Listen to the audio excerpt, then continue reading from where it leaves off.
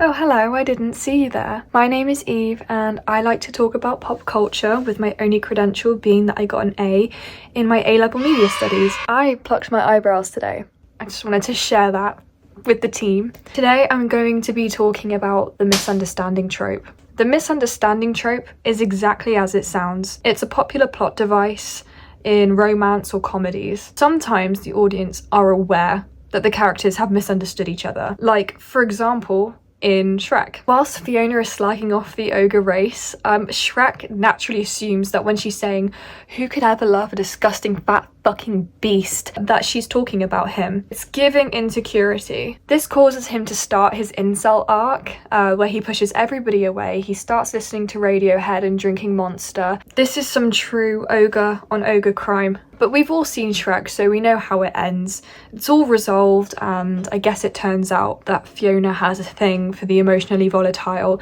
They ride off into the sunset, and the important message that we take away from it is that someone will love you just the way you are and you don't have to change. So I saw a Reddit user comment on this, and they basically said, "I was trying to figure out how Shrek could have worked without the misunderstanding trope, but I was unable to come up with any solution. It's a very essential part of the story." And this speaks to the ways in which the misunderstanding trope can work if it's done well.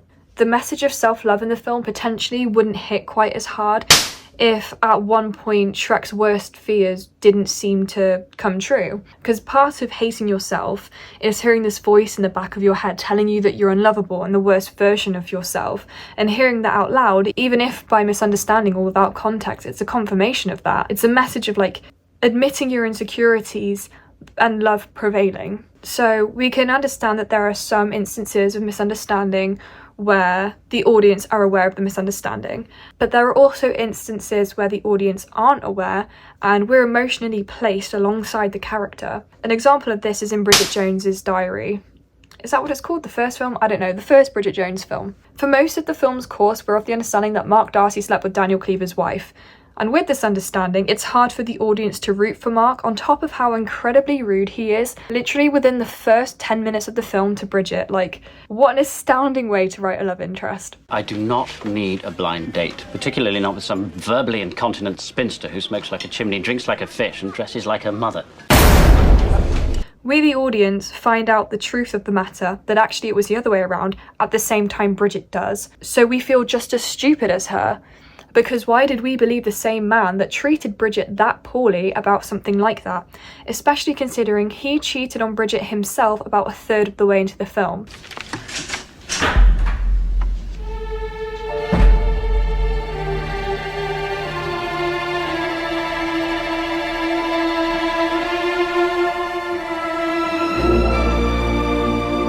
This is Lara from the New York office. Lara, this is Bridget. Hey there. I thought you said she was thin. I would say this is an effective misunderstanding. We all wrongly place trust into the wrong sorts of people at different points in our lives, and seeing as Bridget is written to be this hopeless, relatable character, despite the fact that she's got a successful career in a flat in London with many friends, we're brought down to her level. But this is personally one of my least favourite and most infuriating tropes that I could stumble across in any piece of media. This plot device is massively overdone and can be used in a lot of circumstances where it doesn't serve the story and most of the time works against it. My criteria for the classic misunderstanding trope to work is this: there just must be a reason for it. It's really that simple, yet somehow this rule is blatantly ignored. When stories lack a good source of conflict due to poor writing, this device is used in a way that I would start drama on Dress to Impress when I'm bored. It also fails when the misunderstanding could be very, very simply resolved. This is not the case for Bridget Jones or Shrek. Bridget blindly believed Daniel as Mark gave her enough reason to believe that what Daniel said was true just by being so incredibly unkind to her. Shrek heard Fiona out of context but didn't confront her as he was written to be insecure and embarrassed. The whole story is about insecurity. My hair is really annoying me today. However, there was literally no reason that Blair Waldorf couldn't have simply messaged Chuck whilst he was waiting for her on the top of the Empire State Building that Dorota had gone into labour and she couldn't be there to answer his question. We're not safe. If I got through my fear for you, You can get through yours for me. You have until tomorrow to decide. What? We're never going to be safe. I've been waiting at the top of the Empire State Building. If you're not there tomorrow, at 7:01, I'm closing my heart to you forever.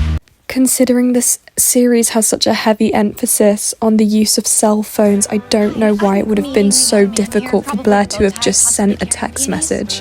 Like, it's at this point I'm supposed to feel sad. I'm sorry, I don't. Despite the false start earlier, this night is perfect. Even if it takes me the rest of my life. There. Will you? You tell her. There was also no reason that Marcus couldn't have told his wife that it was Kevin dressed as a woman in the hotel room and not that he was having an affair. That's him, all right.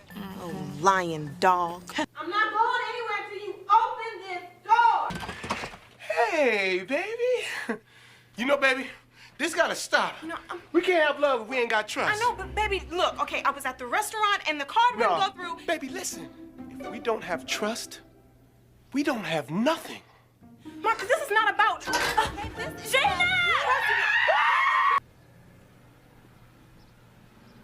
Now, baby, I can explain.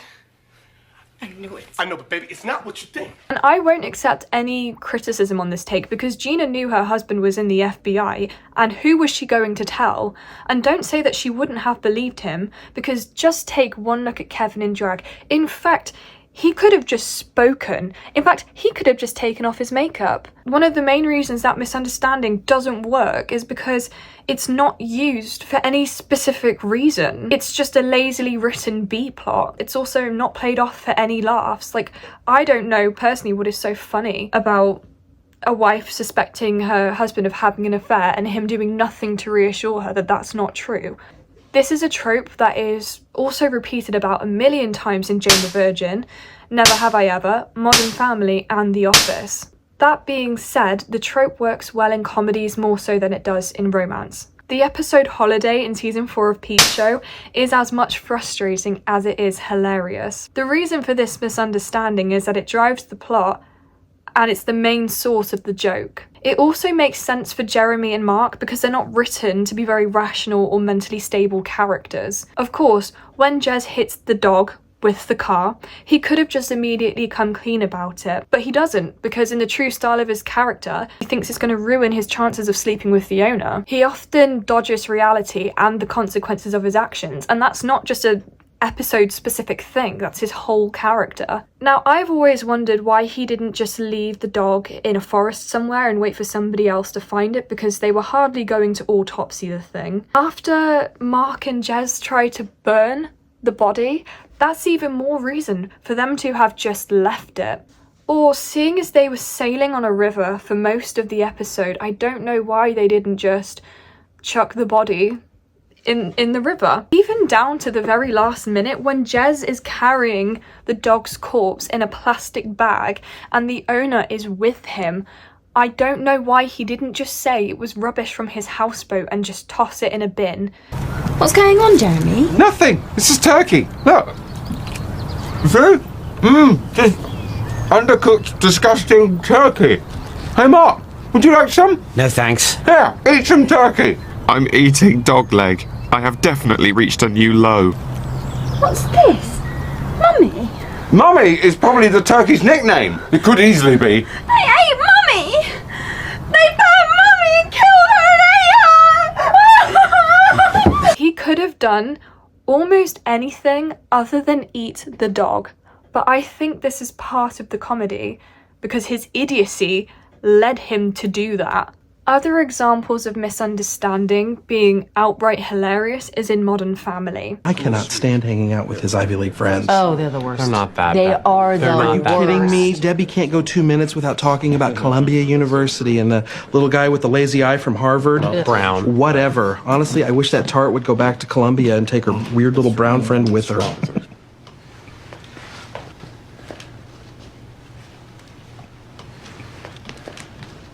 A time that misunderstanding in comedy completely fails is in Gavin and Stacey, and this is just my personal opinion.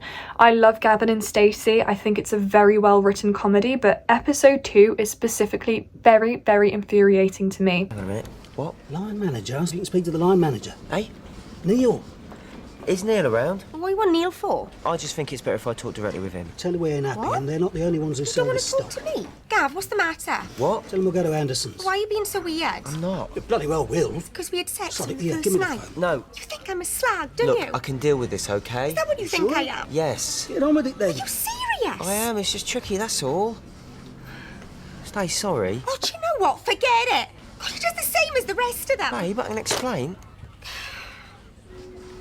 So this plot device is essentially used here to give Gavin a reason to drive down to Barry and see Stacey again. However, I feel like there could have been about a million different and less frustrating reasons for this to happen. I understand the choice that was made here.